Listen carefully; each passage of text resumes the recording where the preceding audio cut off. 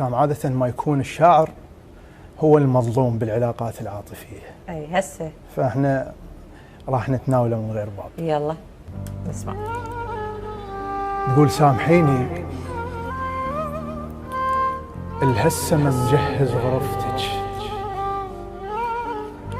وانا ادري بنص هلج تكتل غرفتك،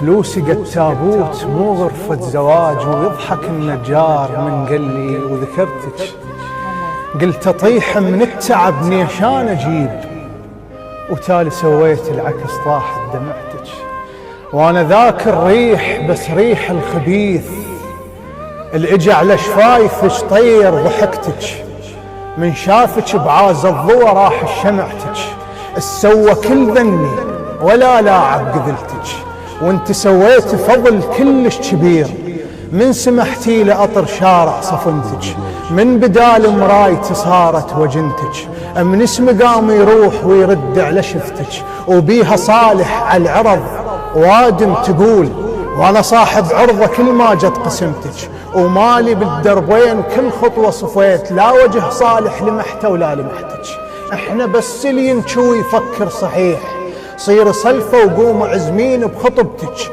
هواي جو غير رفضتيهم شجاج، كان وافقتي وضقت لوعه فرقتك يم حبل اعدامي، واقدر بس اريد اللي يعدمني زوجك وبشرط كون بحلقتك. الله.